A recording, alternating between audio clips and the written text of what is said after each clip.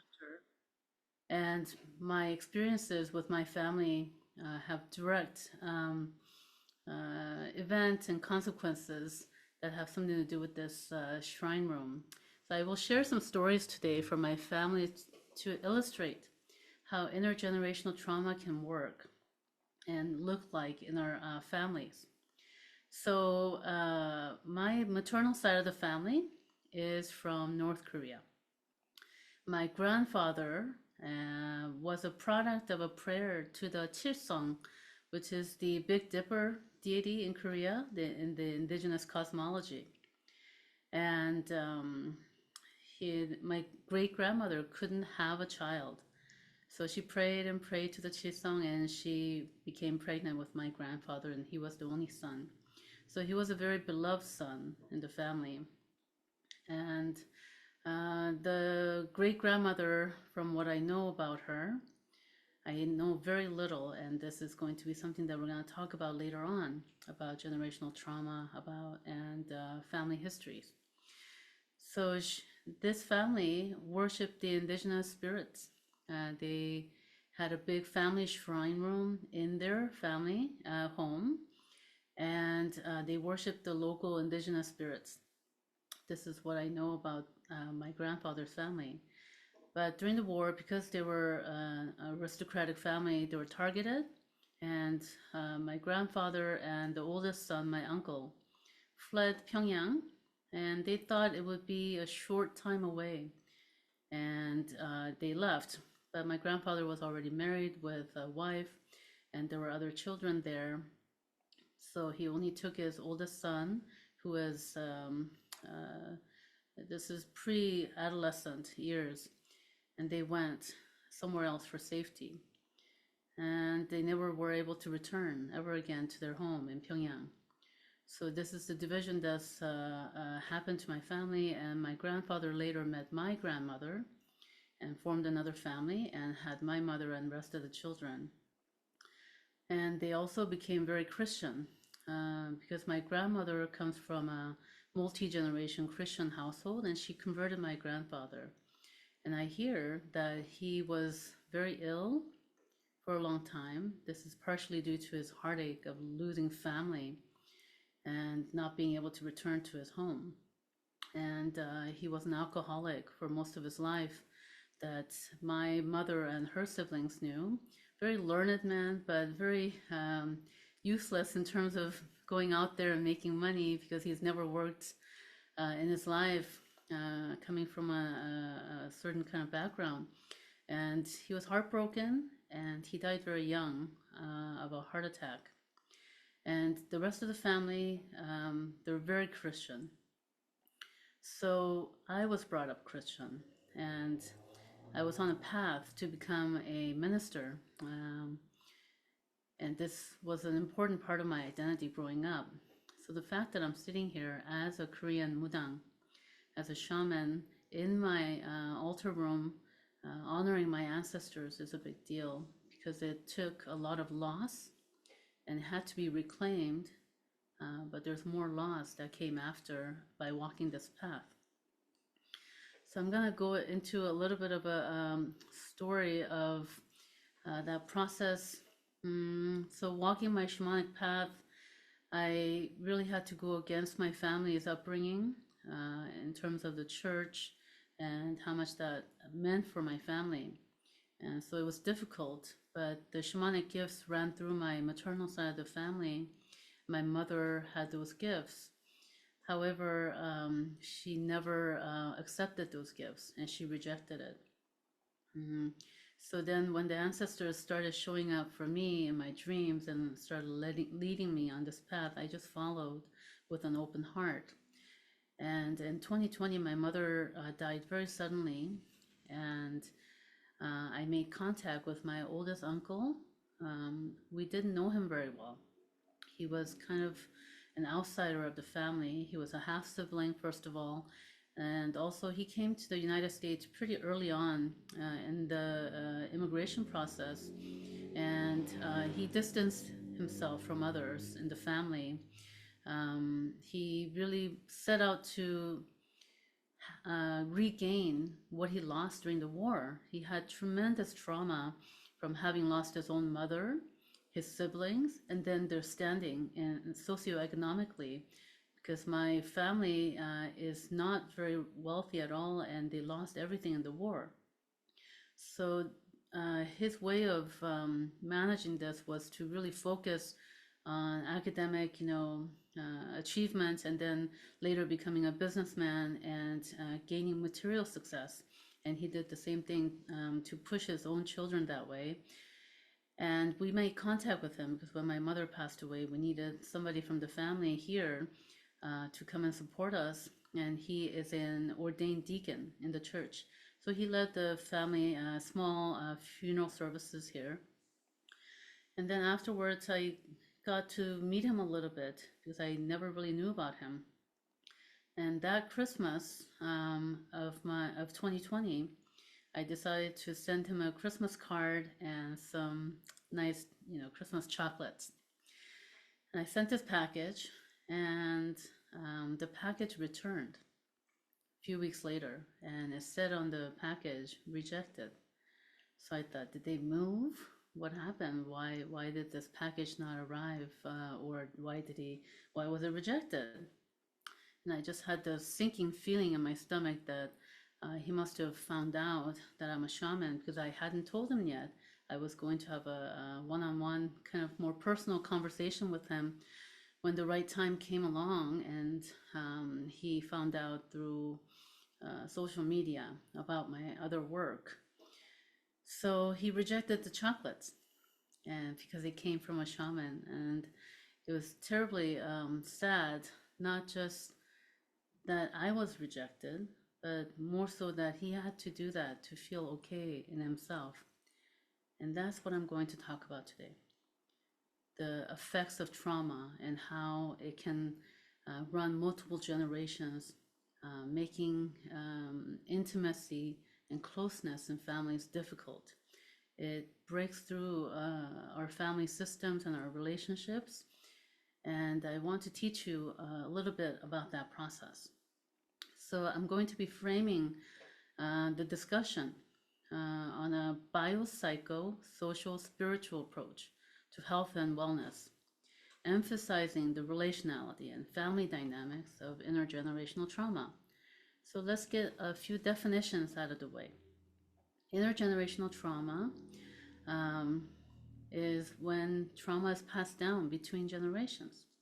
And this type of inherited trauma can affect multiple generations, even if the trauma survivor's descendants no longer deal with the initial issue that caused the trauma in the first place. This is the case with the effects of the Korean War on the Korean people and the Korean diaspora. And intergenerational trauma can be caused by a wide range of circumstances or events, such as war, racial traumas, systemic oppression, separation of family members, or experiencing or even witnessing physical or emotional abuse. When someone experiences a traumatic event, it could affect their personality development, relational skills, behavior, and thoughts and beliefs in ways that shape their interactions with future generations. And as illustrated in the story I told about my uncle, he had such a traumatic response to everything that he had lost in his home in North Korea. Anything that threatened his standing in the community and everything he's built since coming to the United States, he had to reject. And so the chocolates were rejected, and my being a shaman and not a Christian woman was rejected. So these were very painful, personally painful events. That's why I say that there was loss of the indigenous traditions, the ancestral traditions, and then I had to work towards reclaiming them. And then I lost my family again. And in fact, the rest of the extended family network in Korea, whom I was very close with, and these are the people that raised me until I came to the United States when I was 9. Last year, I went on a pilgrimage. I led a pilgrimage for Korean diaspora to connect with their indigenous spirituality. And I do this annually. I'm taking another group with me this year. And when I got to Korea for my first pilgrimage, I received a message from one of my aunts saying that they can no longer be associated with me because of my work as a shaman. So, in gaining my ancestral tradition, I have lost my family who are still alive.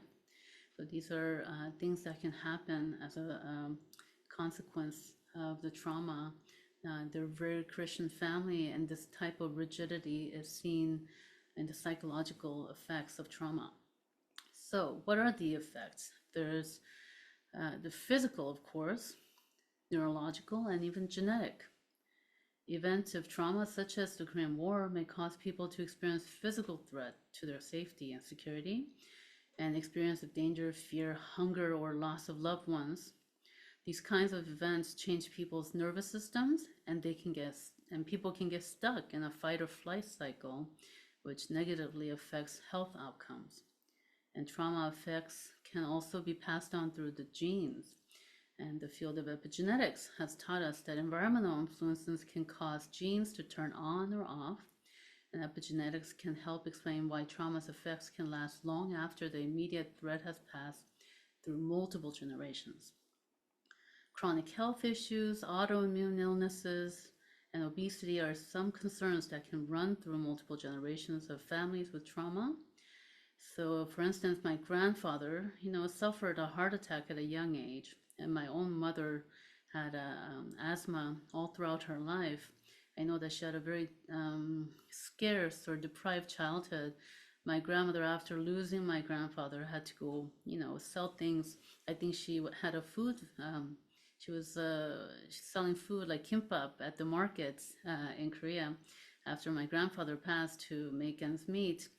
So the younger children that came after did not get adequate care, and we know that the early, few years of a child's life is so pivotal for the rest of their life and adulthood. So that's the physical aspects. And I also wanted to share something that I've noticed while living in the United States. The immigrants here work really, really hard. So until I moved to the current city that I'm living in Bellingham, every dry cleaners I had before were Korean people. This is the first time where I don't have a Korean dry cleaners. I feel a little empty without it, actually. And the last dry cleaners, they were like mom and dad. And, they would ask how you're doing, and they were just, because it wasn't a neighborhood with many Koreans, so they enjoy speaking with me in their native language. And I just remember seeing these folks and how they never took a vacation. They were always open, and they looked exhausted at all times.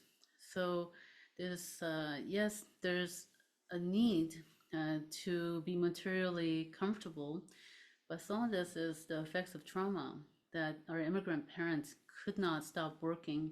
Even if they were to gain some material success later in life, they have a hard time letting go because they always feel scarce.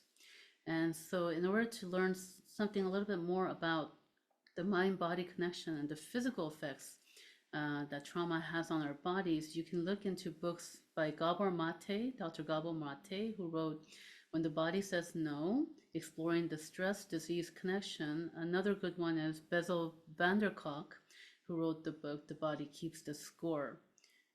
So you can check those out. Kathy, can you let me know in the chat how many minutes I have left?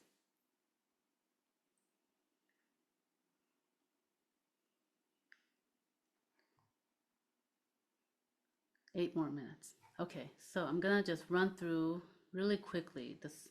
There's the psychological component of trauma as well, and this is the one that we're more familiar with at times. Some of the symptoms are symptoms of actual PTSD diagnosis, hyperarousal, anxiety, depression, suicidality, feelings of alienation and hopelessness, lack of confidence, shame, negative mood and thoughts, perceiving others as dangerous, emotional volatility, overprotectiveness, feeling numb and detached. And so you might find that you find some of these symptoms that you experience in your life. through the generational trauma process. And something that I always talk to, especially my therapy clients about, is the addictions that are so prevalent. And the everyday addictions. We live in a very stressful society.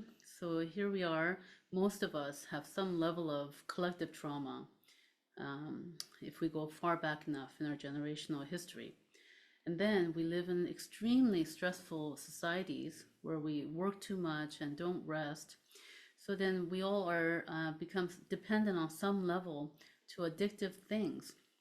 And these can be behaviors or substances. So people may be drinking a bit more than they want to, using different types of drugs.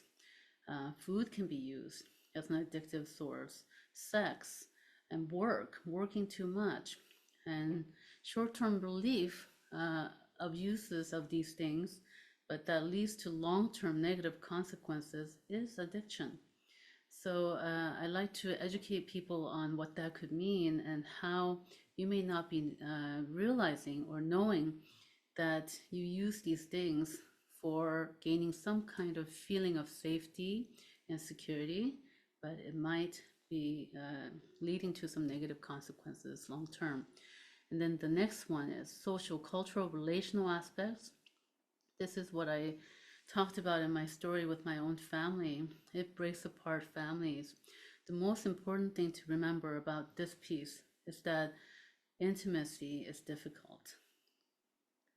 So the energy from the trauma event can then be transmitted intergenerationally, and the children of the family may be raised in a high anxiety environment due to those remnants of fear and scarcity mentality. If you're not feeling safe and you're not relaxed, so first of all, in utero, if a pregnant woman is feeling this way, it affects the development of the baby. And that's even before you come out of the womb. And afterwards, if you're always thinking about, preoccupied with feelings of fear and anxiety, it affects your ability to connect to other people. And you might recognize some of these symptoms in your own parents or grandparents. And unless somebody in the family says, enough, I will stop this cycle, it will keep going. But awareness is the key. So how do we gain awareness? Well, you have to work at it. I wanted to mention some examples also from my childhood and my home church growing up in the United States. So after we moved here, we lost our extended family network, like many immigrants, and our church became really the extended network. And I saw so many examples of people here working hard and putting their children through school, all the external material things that led to success. However, so many people were deprived of an internal life where they felt, good on a day-to-day basis, and not talking about issues, not talking about emotions, especially if they trigger sadness, depression, or anxiety. So another big feature is that families don't talk about things. So you don't get the history and you don't get the, connection. And a big thing that I've discovered is that some of my clients have talked about how their parents never went back to Korea. They never returned to Korea after immigration, which is shocking that they would leave this whole culture behind and their identities. And then the children, because of that, they're not brought up with the Korean culture or knowing about the family. And this is a huge loss because it can be a resilience factor for us. And I just will mention the last piece, the spiritual piece in this model.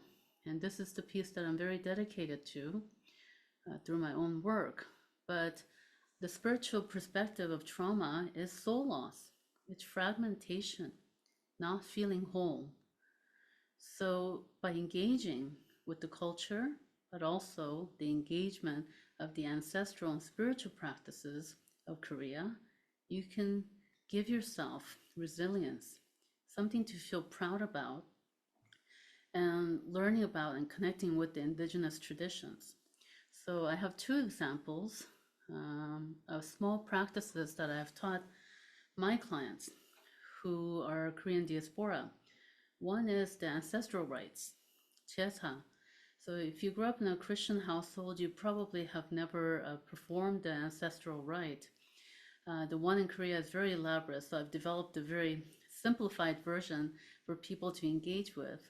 To know that your grandparent and your ancestors, even further back, who've passed on, are here for you and thinking of you. And this, I believe, in a concrete way, spiritually, that they're actually present for me. And they're the ones who led me on my path to becoming a Mudang. But even if you don't believe the actual spiritual piece, psychologically, this is very helpful to know that you're not alone. When you're feeling alienated and not safe, to know that these elder figures are present for you and holding you is tremendous gift psychologically.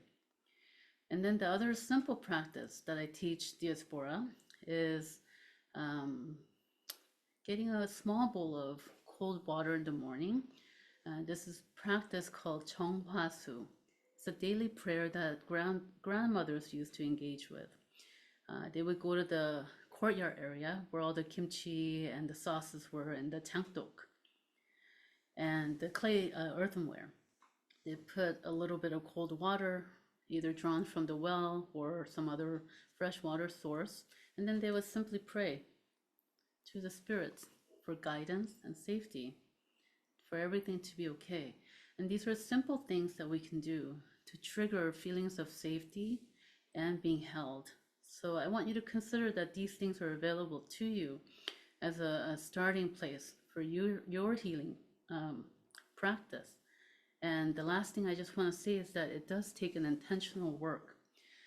I have noticed that the people I work with are often the first people in their families, or what I call the first generation healers. They are the ones who gained awareness about this intergenerational trauma and said, enough. I don't want to pass this on if I have children. And even if I don't have children, I don't want to live this way. So it takes intention and practice, both at the physical, you have to heal the body, and you might have to engage with some healers or therapists to heal the emotion and the heart space. And then the community piece through organizations like this to be connected to other people who know similar stories. And then the spiritual pieces. And this is where I teach people how to engage with our ancestors. So I hope that we can have an opportunity to meet one day in our ceremonial space. But thank you so much. I'm going to end here. I think I'm out of time. So thank you, everybody. Thank you so much, Helena. Thank you. Thank you. What a beautiful offering. And yes, thank you for sharing Taeyong and Munjo in the chat. Really beautiful. I think Joseph, we'll hear from Joseph next. If you're ready, I think if Sol Yes. in spotlight.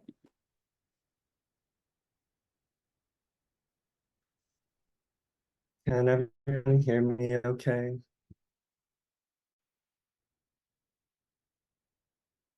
Great. I just want to start off by sharing this image in the chat. If you could go ahead and take a look. It's a piece of art that was created by a member of the Hmong Coalition expressing Korean solidarity with Palestine. I really appreciate all of you for being here during this time. Thank you to Kathy, Solby, Elliot, Echo, Korea Peace Now, and thank you so much to Helena for sharing your wisdom and guidance with us. I think my entire life I've felt this unresolvable contradiction and a sense of disruption in my orientation to being and identifying as Korean American. And right now, I can't help but sit with this frustration, grief toward being caught in what feels like a really dissonant experience of reality as war is ongoing, not only on the Korean Peninsula, but has continued its reverberations across the entire planet as warmongering and profiteering has aided and abetted the genocide of the Palestinian people. And so I want to open by sharing a few framing questions that I've been thinking about going into this discussion, and I'll Joseph, share can them in you the hear me? chat with you. Yes. Can you hear me? Sorry, the signal I think is breaking up a little bit. Like your audio Okay. is fine, but the video is kind of, yeah, I think your audio is streaming okay for me, but then Okay. you're breaking up a little bit. But the video is actually getting a little better now. It was working totally fine before, so Okay.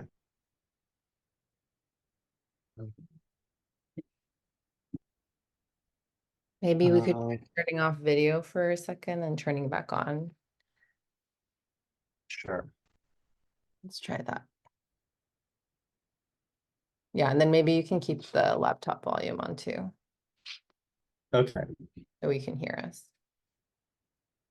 All right. So facing a few questions which have been foundational to my own artistic and creative practice as a writer, but also in terms of my thinking and being as a Korean settler currently living on Kanaka lands, lands on which I've been raised and have lived for most of my life.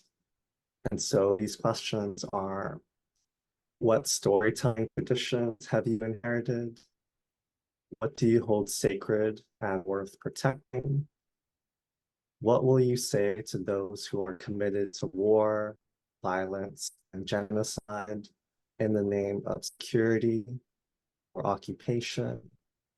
And lastly, how will the story of your life both imagine and enact a story of liberation, justice, and return?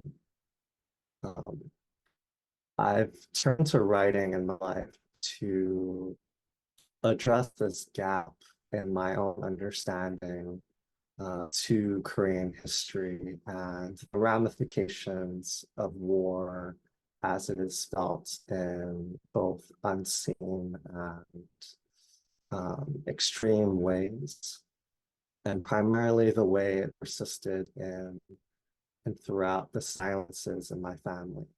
Um, I want to evoke and bring in someone really important to me in my life, who has been my primary connection to my family's history. My grandmother, Hyunja Harmony, who was a young girl during the Korean War and who only recently shared with me her story about what she witnessed and survived as a child, along with her family.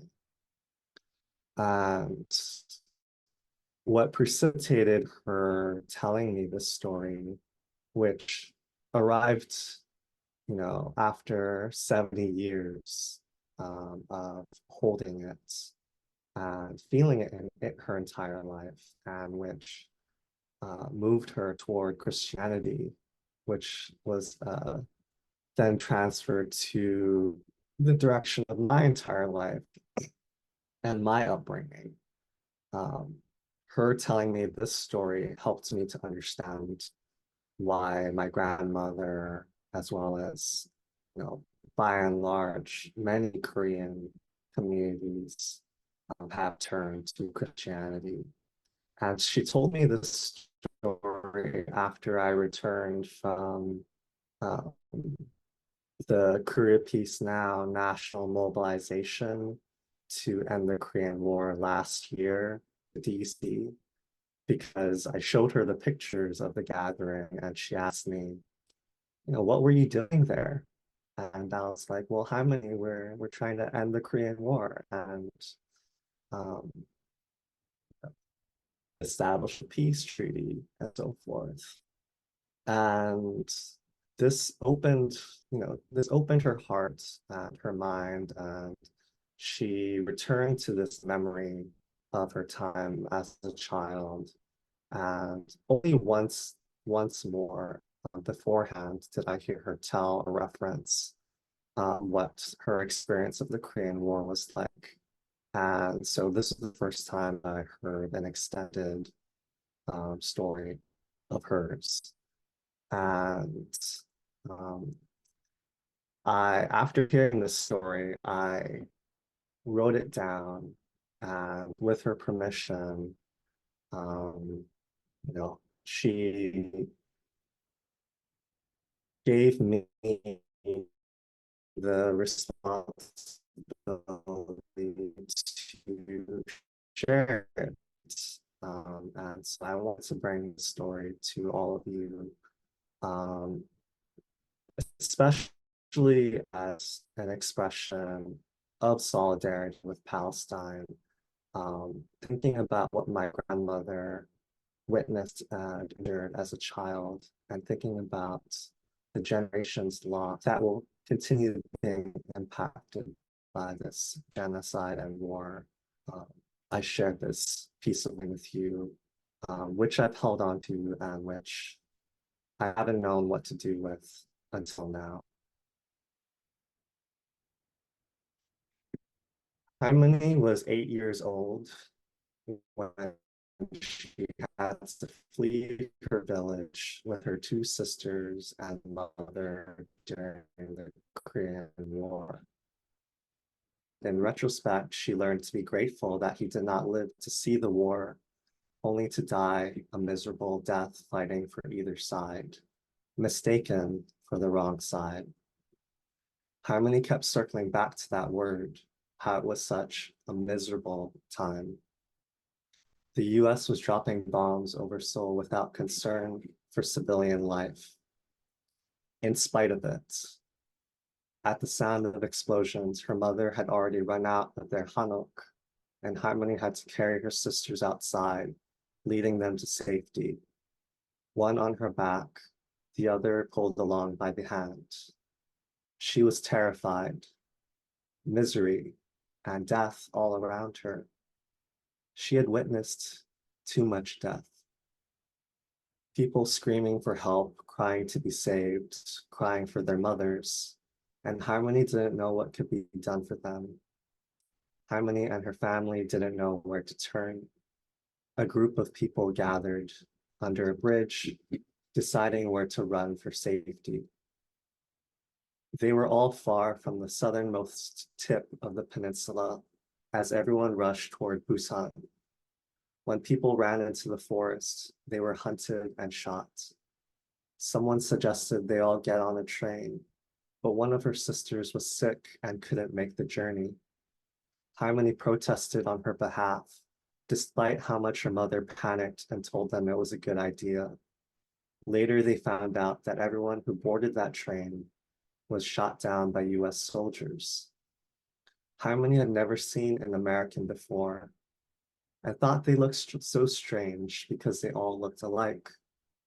Consequently, the US soldiers killed every Korean male they came across out of fear they were North Korean.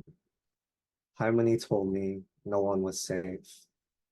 Boys tried to cover up their faces and heads to be mistaken as girls. She said if I was there, they'd single me out and shoot me dead. The murders happened right in front of her eyes. She pointed at her sternum and poked my chest. The US soldiers pressed their guns here and pop. She was surprised by how soft and loud the gunfire sounded, the way it resounded through her body. The sound of their bodies hitting the ground was most cruel. She remembered how one man, in the face of death, did not die with fear, but with immense pride. how before the fire he shouted, Tehan Pokli Manse, long live Korea's independence. This was the most I've heard my grandmother talk about her experiences during the war. I did my best to follow as she spoke in Korean. She told me how they needed to cross a damaged bridge with a mass of people. As the oldest, Harmony was tasked with carrying a bundle of what belongings her family had left. Her mother and sister were far ahead as she lagged behind. It was a miserable time. She was so scared while crossing the bridge. If only her mom and sisters waited a little longer.